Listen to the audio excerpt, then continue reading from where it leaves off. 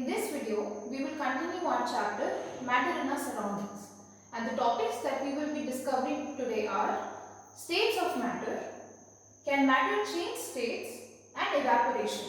So let's begin. Now, we have discussed in the previous video that everything around us, regardless how big or small it is, if it occupies some space and has some mass, it is called matter. We had also discussed that this matter can have different sizes, shapes and textures. We had learned about the particulate nature of matter, and we had also learned about the characteristics of matter.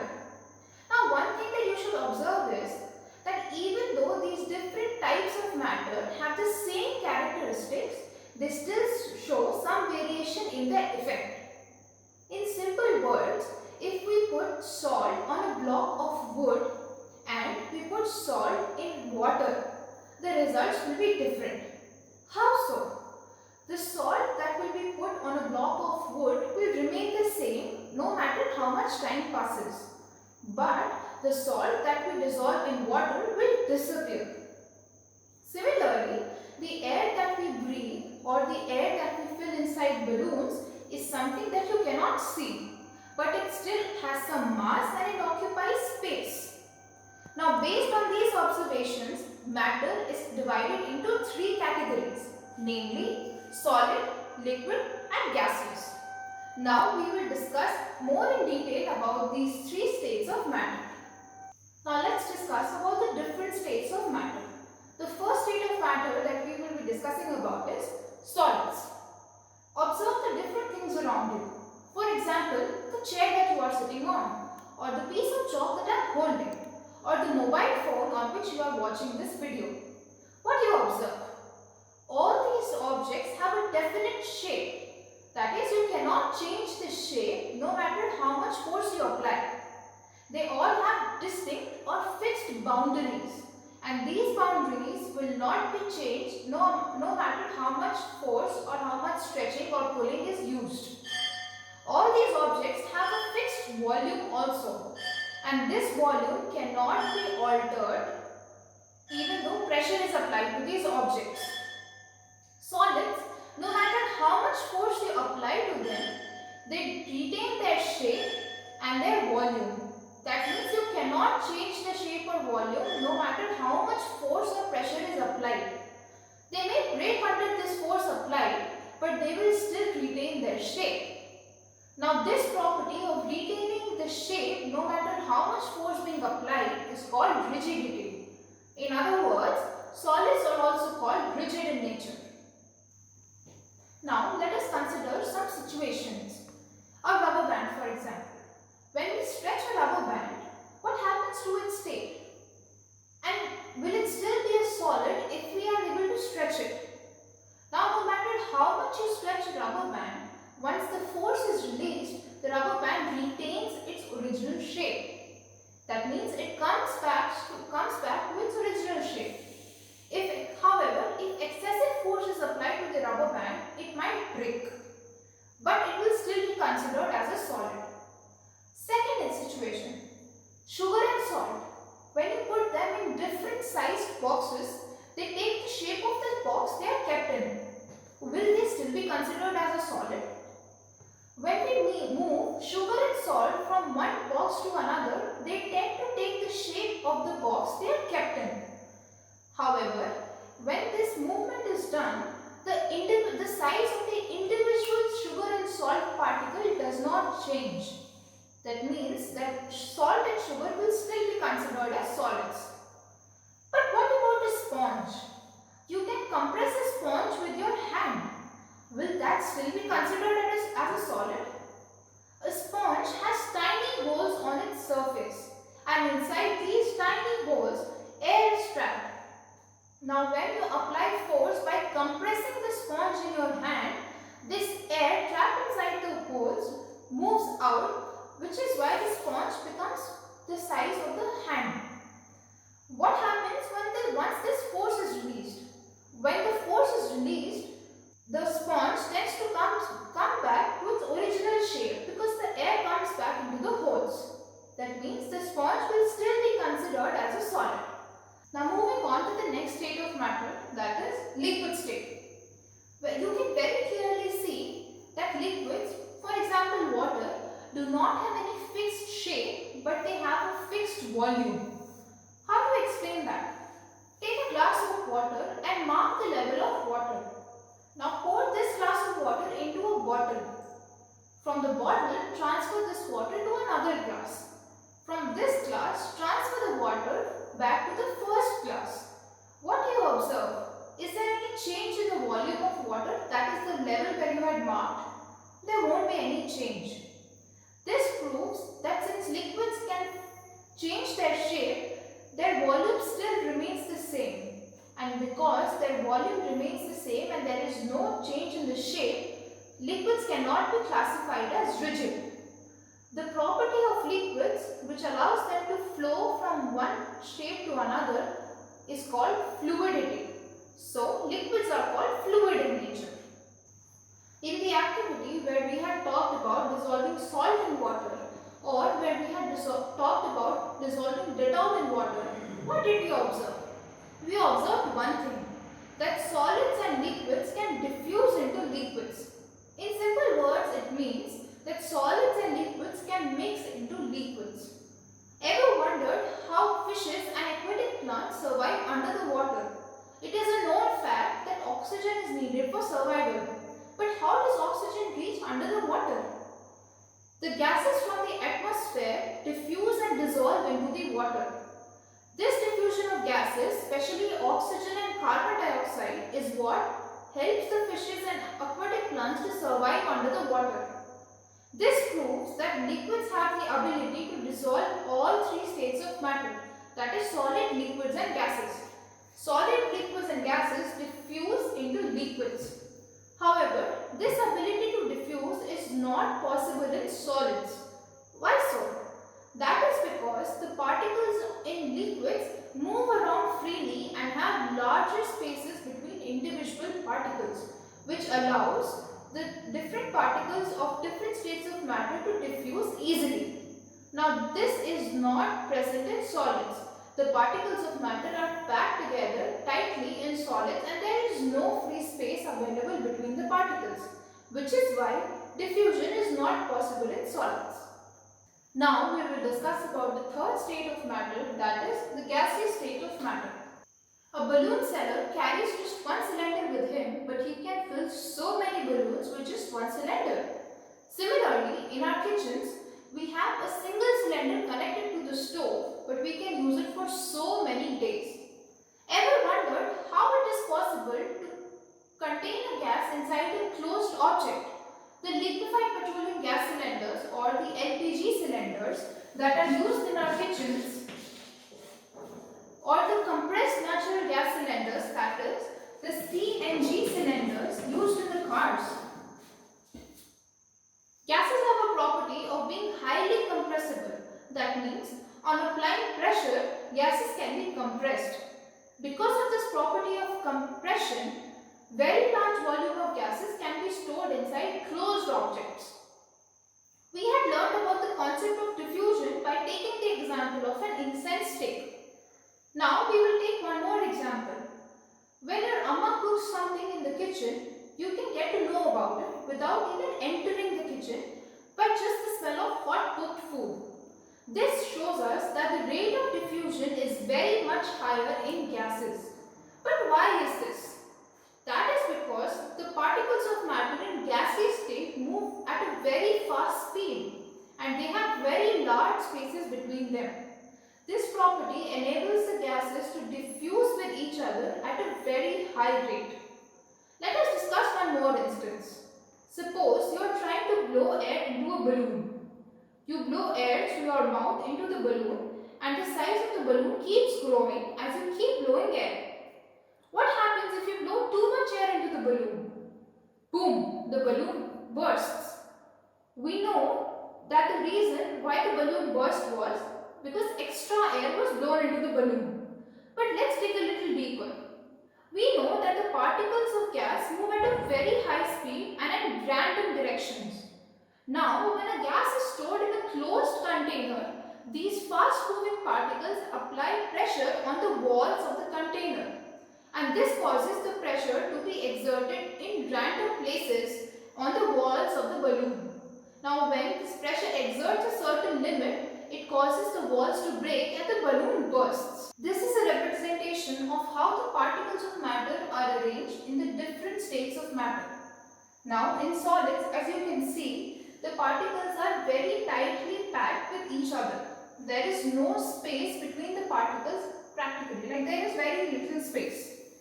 Now this property of being tightly packed together gives rise to rigidity, which means that the solids cannot change their shape, they can only break.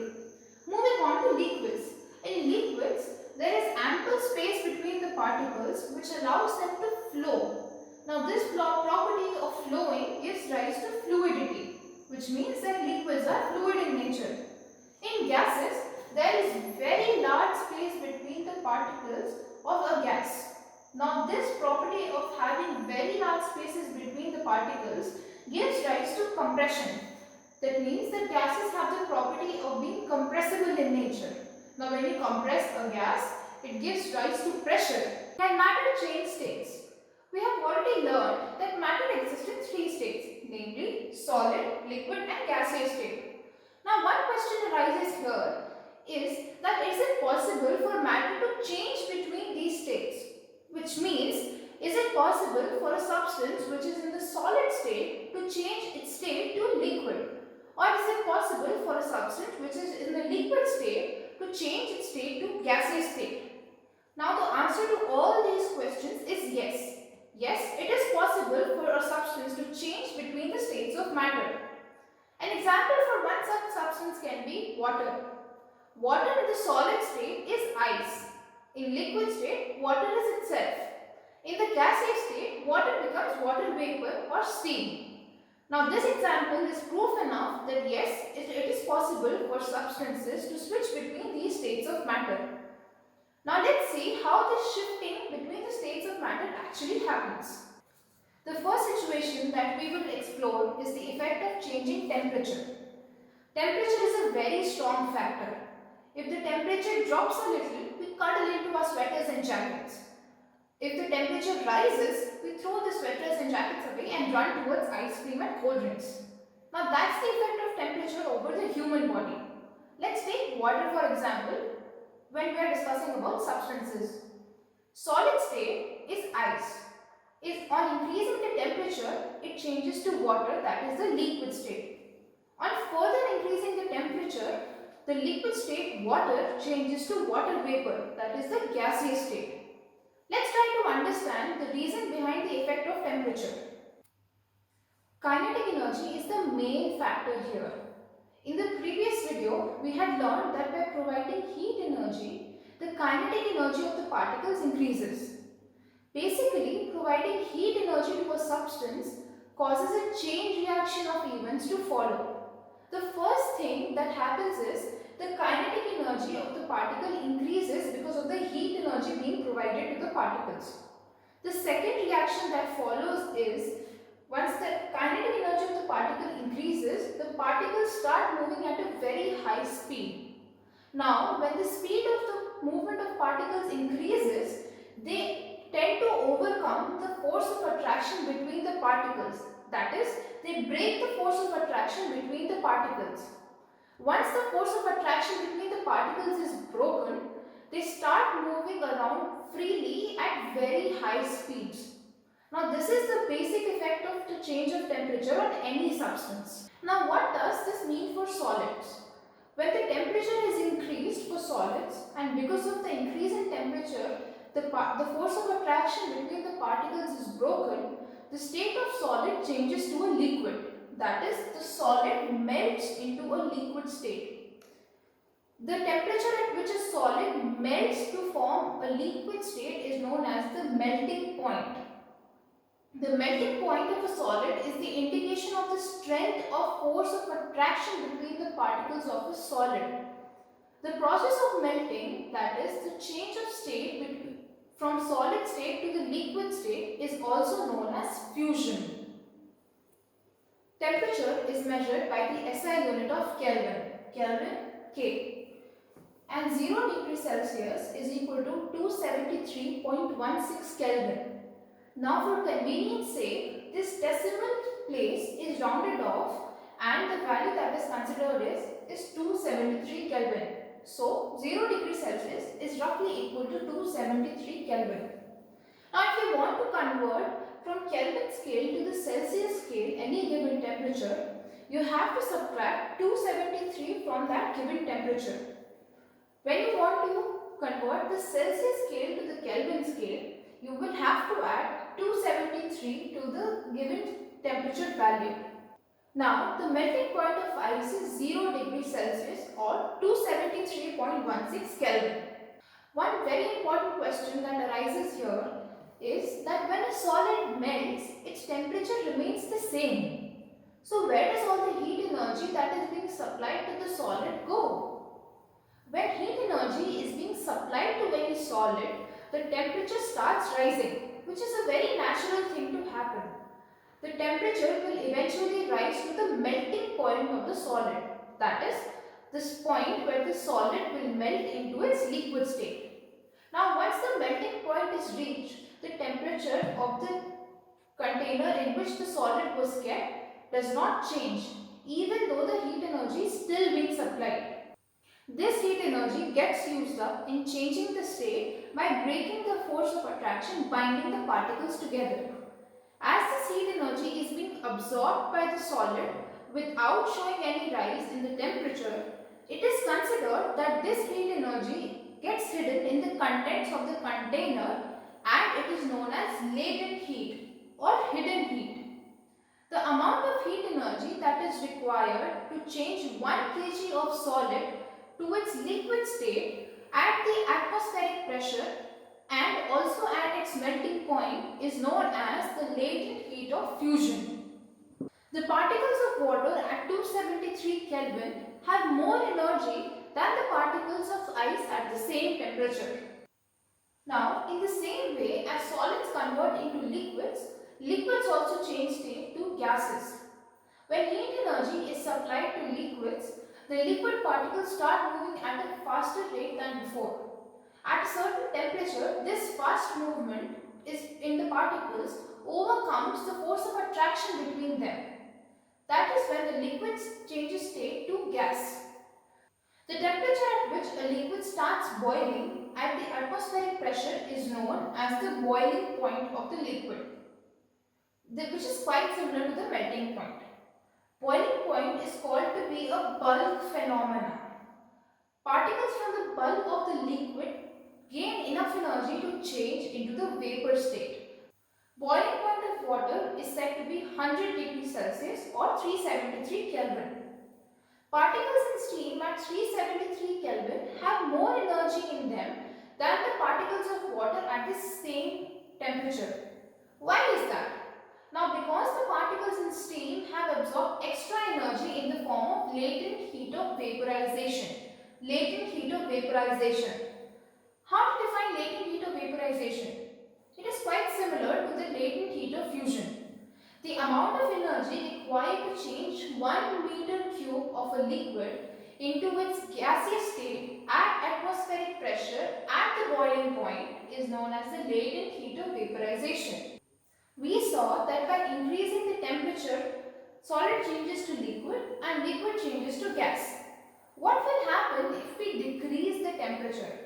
What if we decrease the temperature of a gas? And what if we decrease the temperature of a liquid? When the temperature of a gas is reduced, the gas cools down to change to its liquid state. The gas cools down to change to its liquid state. When the temperature of a liquid is reduced, the liquid solidifies to a solid state. The liquid cooled freezes into the solid state. There are some situations or examples when solid directly changes to a gas and vice versa for a gas. When the solid directly changes to a gas and vice versa. Examples can be camphor and naphthalene bonds. What will this process be called when there is no middle state, that is between the solid changing to a gas and the gas changing to a solid, there is no liquid state being reached. And also there is no melting point or boiling point being achieved. Now the process of a solid changing to a gas without being converted to the liquid state and vice versa for a gas. This process is called sublimation. Now let's talk about the effect of changing pressure on the state of matter. We have already learned about the property of being compressible in nature for gases. Compression is nothing but applying pressure to a gas to store it in a closed container. What do you think will happen if the particles of a gas move closer to each other? On application of pressure, the particles of gas come closer and closer. Now when you apply pressure, compression happens and the particles of the gas start moving closer to each other. The force of attraction between the particles starts acting and it becomes strong. That is what pulls the particles of the gas closer to each other. Apply pressure, compression happens and there is an increase in the force of attraction between the particles of the gas. Once this force of attraction becomes strong enough, the particles of the gas change into the liquid state. Now further, if this pressure is still applied, the particles of liquid will change into the solid state. Another example of sublimation can be solid carbon dioxide or dry ice. The only condition that plays a crucial role here is pressure. When pressure is applied on carbon dioxide in its gaseous state, it directly changes to the solid state without going into the liquid state. And this is why it is called dry ice. Now this dry ice is stored under very high pressure conditions. There is a certain pressure requirement under which CO2 changes from the solid state to the gaseous state. When the pressure is decreased from 1 atmosphere, that's when the sublimation takes place. Now, atmosphere or ATM is the unit that is used to measure the pressure exerted by gas. However, the SI unit of pressure is Pascal. So, 1 atm is equal to 1.01 into 10 to the power of 5 Pascal. Also, the pressure of air in the atmosphere is known as atmospheric pressure. Atmospheric pressure. The normal atmospheric pressure is 1 atm. Normal atmospheric pressure is 1 atm, which is found at the sea level. Have you ever thought about that how do wet clothes dry up? Or if water is spilled on a surface, how does it dry up on its own after some time?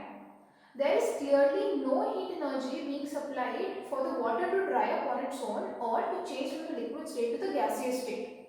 Then how is this transition from the liquid state of water to the gaseous state of water vapor happening?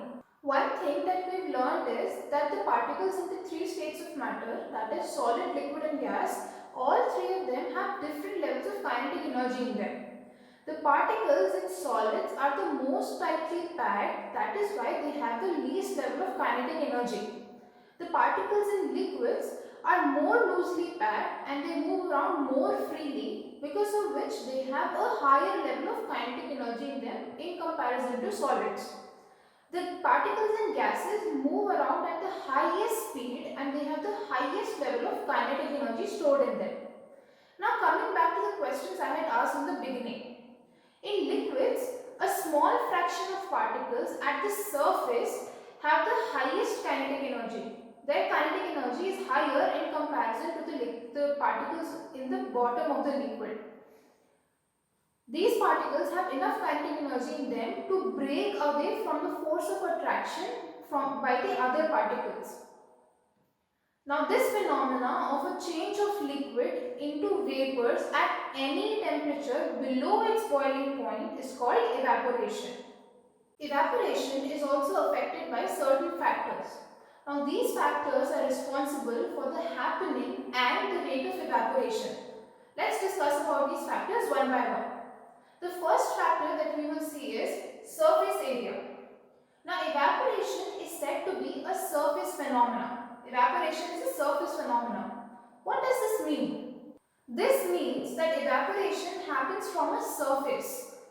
If the surface is more, the rate of evaporation becomes faster.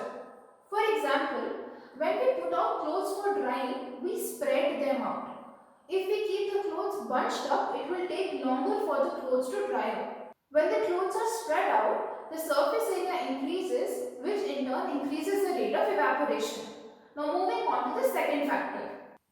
The second factor that we will be discussing about is temperature. Now the effect of temperature over the transition of liquid to gaseous state is something that we have already learned about. The same reasons are applicable for evaporation also. A rise in the temperature will cause a rise in the rate of evaporation. That is why clothes dry up faster when it is sunny and hot outside. The third factor affecting evaporation is humidity. What is humidity actually? The amount of water vapor present in the air is called humidity. Now there is a limit up to which the air can hold water vapor in it at a certain temperature. The rate of evaporation depends on this amount of water vapor present in the air. If there is already enough amount of water vapor present in the air, the rate of evaporation decreases, which means that if the humidity is high, the rate of evaporation will decrease. The fourth factor that we will be discussing is wind speed. Now when the wind speed is high, the particles of water vapor fly away with the wind, causing a decrease in the level of water vapor present in the surrounding. This means that an increase in the speed of the wind causes an increase in the rate of evaporation, which is a reason why clothes dry up faster on a windy day. If evaporation is a change of state from liquid state to the gaseous state, why does it cause cooling? Understand one thing. When the particles escape from the surface of a liquid, they cause some loss of energy also. Now the particles that are left behind in the liquid try to make up for this loss of energy.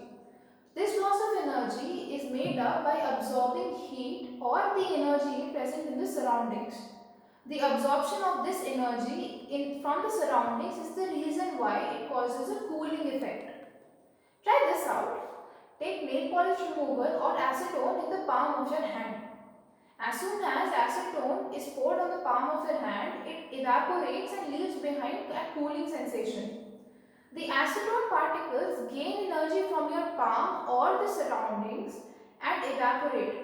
And this evaporation causes a cooling sensation to be left behind on your palm.